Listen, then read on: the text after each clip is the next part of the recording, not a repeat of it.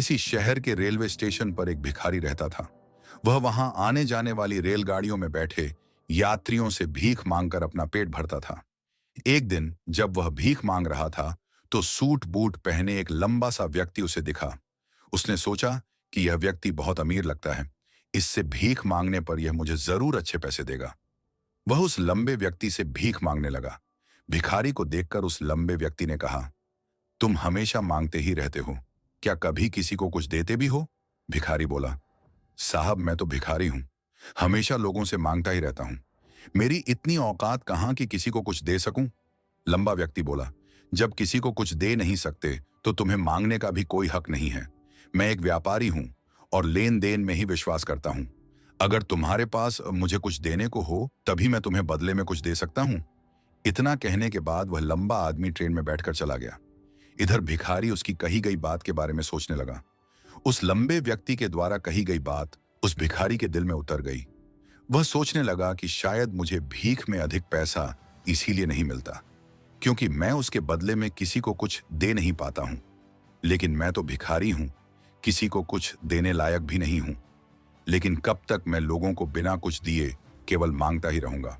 बहुत सोचने के बाद उस भिखारी ने निर्णय किया कि जो भी व्यक्ति उसे भीख देगा उसके बदले में वह भी उस व्यक्ति को कुछ जरूर देगा। लेकिन अब उसके दिमाग में यह प्रश्न चल रहा था कि वह खुद भिखारी है, तो भीख के बदले में वह दूसरों को क्या दे सकता है? इस बात को सोचते हुए 2 दिन हो गए, लेकिन उसे अपने प्रश्न का कोई उत्तर नहीं मिला था। तीसरे दिन जब वह स्टेशन के पास बैठा हुआ था, तभी उसकी नजर कुछ फूलों पर पड़ी जो स्टेशन के आसपास के पौधों पर खिल रहे थे। उसने सोचा, क्यों ना मैं लोगों को भीख के बदले कुछ फूल दे दिया करूं। उसको अपना यह विचार अच्छा लगा और उसने वहां से कुछ फूल तोड़ लिए। अब वह ट्रेन में भीख मांगने पहुंचा। अब जब भी कोई उसे भीख देता तो उसके बदले में वह भीख देने वाले को कुछ फूल दे देता। उन फूलों को लोग खुश होकर अपने पास रख लेते थे।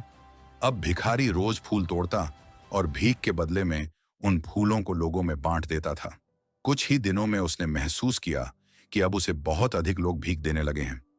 वह स्टेशन के पास के सभी फूलों को तोड़ लाता था। जब तक उसके पास फूल रहते थे तब तक उसे बहुत से लोग भीख देते थे। लेकिन जब फूल बांटते बांटते खत्म हो जाते तो उसे भीख भी नहीं मिलती थी। अब रोज ऐसा ही चलता रहा। एक दिन जब वह भीख मांग रहा था तो उसने देखा कि वही लंबा व्यक्ति ट्रेन में बैठा है, जिसकी वजह से उसे भीख के बदले फूल देने की प्रेरणा मिली थी। वह तुरंत उस व्यक्ति के पास पहुंच गया और भीख मांगते हुए बोला, आज मेरे पास आपको देने के लिए कुछ फूल है, आप मुझे भीख दीजिए तो बदले में मैं आपको कुछ फूल दूंगा। उस लंबे व्यक्ति ने उसे भीख के रूप में कुछ पैसे दे दिए और भिखारी ने कुछ फूल उसे दे दिए। उस लंबे व्यक्ति को बात बहुत पसंद आई।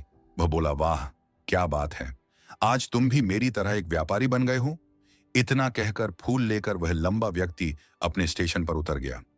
लेकिन उस लंबे व्यक्ति द्वारा कही गई बात एक बार फिर से उस भिखारी के दिल में उतर गई। वह बार बार उस लंबे व्यक्ति के द्वारा कही गई बात के बारे में सोचने लगा और बहुत खुश होने लगा। उसकी आंखें अब चमकने लगी। उसे लगने लगा कि अब उसके हाथ सफलता की वह चाबी लग गई है जिसके द्वारा वह अपने जीवन को बदल सकता है। वह तुरंत ट्रेन से नीचे उतरा और उत्साहित होकर बहुत तेज आवाज में ऊपर आसमान की तरफ देखकर बोला, मैं भिखारी नहीं हूं, मैं तो एक व्यापारी हूं, मैं भी अमीर बन सकता हूं।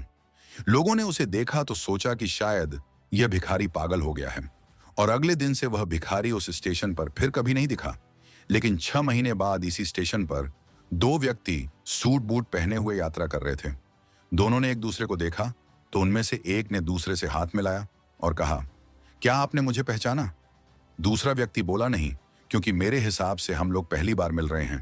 पहला व्यक्ति बोला, नहीं आप याद कीजिए, हम पहली बार नहीं बल्कि तीसरी बार मिल रहे हैं। दूसरा व्यक्ति बोला, मुझे याद नहीं, वैसे हम पहले 2 बार कब मिले थे? अब पहला व्यक्ति मुस्कुराया और बोला, हम पहले भी 2 बार इसी ट्रेन में मिले थे। मैं वही भिखारी हूं जिसको आपने पहली मुलाकात में बताया कि मुझे जीवन में क्या करना चाहिए और दूसरी मुलाकात में बताया कि मैं वास्तव में कौन हूं।